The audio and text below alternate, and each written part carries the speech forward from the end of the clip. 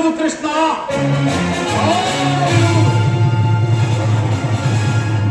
ಪಾಂಡವರಿಗೂ ನಮಗೂ ಬೋರ್ಗರುವ ಕಾಡಿನಂತೆ ಯುದ್ಧವು ಸಂಘಟಿಸುವುದು.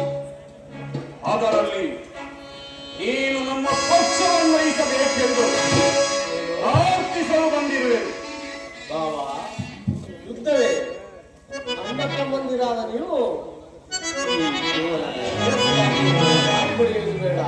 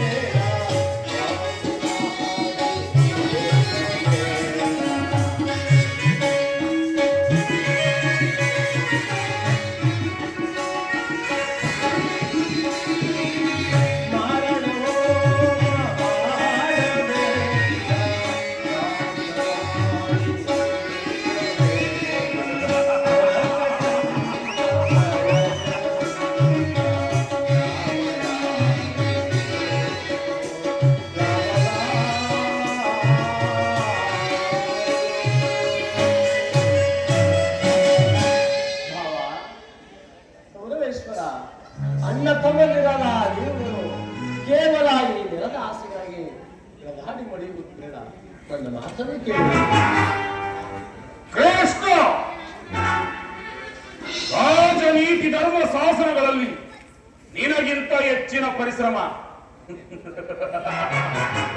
ನನಗೂ ಉಂಟು. ಈ ಬೂಟಾಟಿಕೆ ಮಾತನ್ನು ಬಿಟ್ಟು ಸಹಾಯ ಬೇಡಲು ಬಂದ ನಮ್ಮಿಬ್ಬರಿಗೆ ಸಹಾಯವನ್ನು ಮಾಡು. ಅರ್ಜುನ, ನೀವು ಕೂಡ ಈ ಯಾದವರ ಸಹಾಯವನ್ನು ಬೇಡಲು ಬಂದು ಈ ಭಯ ಸಂಕಟ ಮಾಡಲಿ?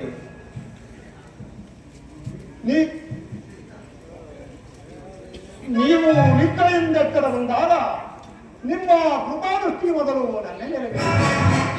ಆದುದರಿಂದ ನೀವು ನನಗೆ ಸಹಾಯ ಮಾಡಲೇಬೇಕು. ಸಾಧ್ಯವಿಲ್ಲ ಕೃಷ್ಣ. ನಿನ್ನ ಬಳಿಗೆ ಯಾರು ಮೊದಲು ಬಂದರು ಅವರ ಪಕ್ಷವನ್ನು ವಹಿಸುವುದು ನಿನ್ನ ವಿರೋಚಿತವಾದ ಧರ್ಮ. ನೀನು ನ್ಯಾಯನು, ಮೇಲಾಗಿ ನ್ಯಾಯಶೀಲನು.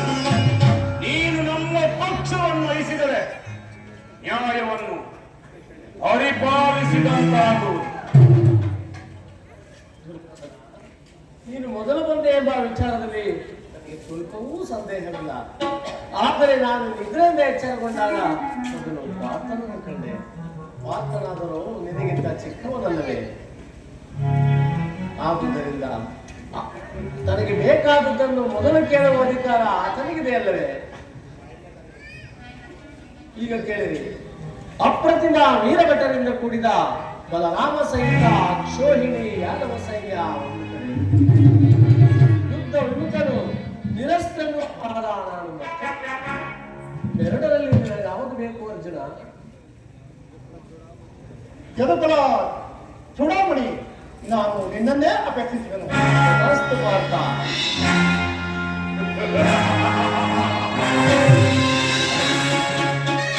ಯುದ್ಧ ವಿಮುಖನು, ನಿರಸ್ತ್ರನು, ನಿರಾಯುಧನು ಆದ ಈ ಗೊಲ್ಲನನ್ನು ಕಟ್ಟಿಕೊಂಡು ನನಗೇನಾಗದು? ಶ್ರೇಷ್ಠ, ಆ ಪಾಂಡವರ ರಾಯಭಾರವನ್ನು ನೀನೇ ವಹಿಸಿತು. ನನಗೆ ಗುರುದೇವ ಬಲರಾಮರ ಸಹಿತ ಅಕ್ಷೋಣಿಯಾದವ ಸೈನ್ಯವೇ ನನ್ನ ವಶಕ್ಕೆ ಬರಲಿ. ಭಲೆ ಭಲೆ ಕವಲೇಶ್ವರ, ನಿನ್ನ ಶೌರ್ಯ ಸಾಹಸಕ್ಕೆ ತಕ್ಕದ್ದನ್ನೇ ಆಯ್ಕೆ ಮಾಡಿಕೊಂಡಿದ್ದೇವೆ. ನಡೆ ಕವಲೇಶ್ವರ, ನಾನು ಸೈನ್ಯಕ್ಕೆ ಆಜ್ಞೆ ಮಾಡುವನು.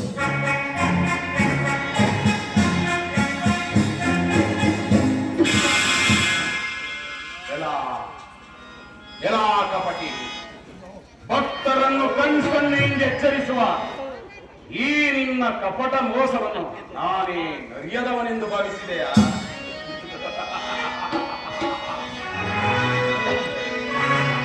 ಹರಿರೇ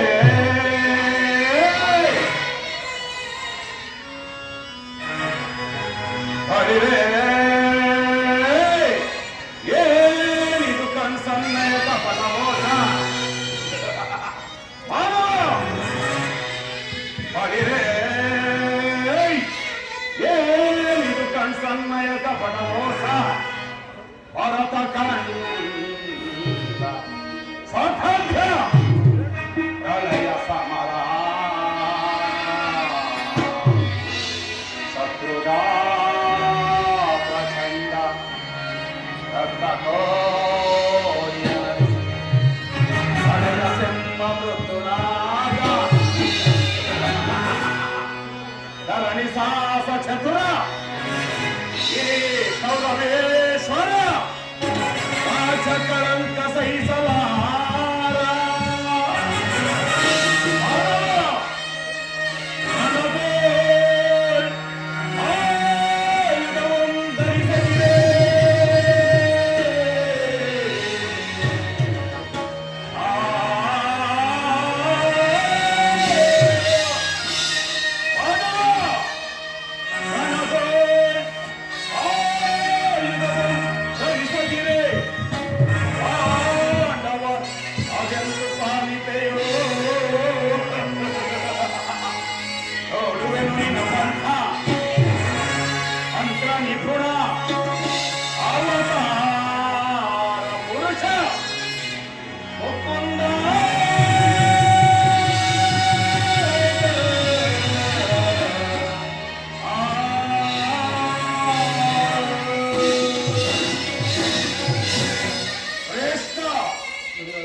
ನೀನು ಬಹುಪಕ್ಷಪಾತಿ, ಅದರಲ್ಲೂ ಪಾಂಡವರೆಂದರೆ ನಿನಗೆ ಬಲು ಮಮತೆ.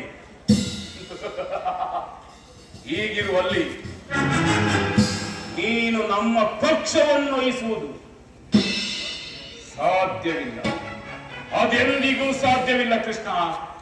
ನೀವೇ ಬೇರೆಯಾಗಲಿ, ನಾವೇ ಬೇರೆಯಾದೆವು, ಆದರೂ ಬಾಧಕವೇನಿಲ್ಲ ಕೃಷ್ಣ. ರಣರಂಗದಲ್ಲಿ ಹಾವನ್ನು ಹಿಡಿದು ಯುದ್ಧ ಮಾಡುವುದೆಲ್ಲವೆಂದು ವಚನವಿತ್ತಿರುವೆ. ವಚನ ಭ್ರಷ್ಟನಾದೆಯೋ ಜೋಕೆ. ಮುಂದೆ ಮಾತನಾಡುವುದು ನಡೆ ಕೌರವೇಶ್ವರ. ನಾನೀಗ ಸಮ್ಮತಿ ಹಾಕಿದ್ದೇನೆ. ಹಾಗಾದರೆ ನಮ್ಮಿಬ್ಬರ ಮಿಲನ ರಣಾಂಗಣದಲ್ಲಿ ಆಗ ತೋರಿಸು ಈ ಪಾಂಡವರ ಬಲಾಬಲಗಳನ್ನು. ಶ್ರೇಷ್ಠ ದುರ್ಯೋಧನ, ಅಚ್ಚರಿಯಿಂದ ಉಚ್ಚರಿಸಿ ಹೇಳುವೆನು. ಎಚ್ಚರ, ಎಚ್ಚರ, ಎಚ್ಚರ. ನಡೆ ಕೌರವೇಶ್ವರ. ಮುಂದೆ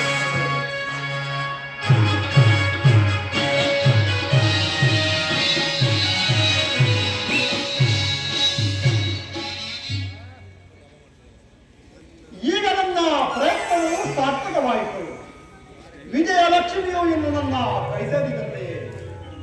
ಆರ್ಯವರ್ತದ ಯೋಗಶೇಷನು ನನ್ನ ಪ್ರಾಣ ಸಮಾನವಾದ ಬಂಧುವೂ ಆದ ಭಗವನ್ ವಾಸುದೇವನು ನನ್ನ ಸಾರಥಿಯಾಗಲು ಸಮ್ಮತಿಸಿದನು.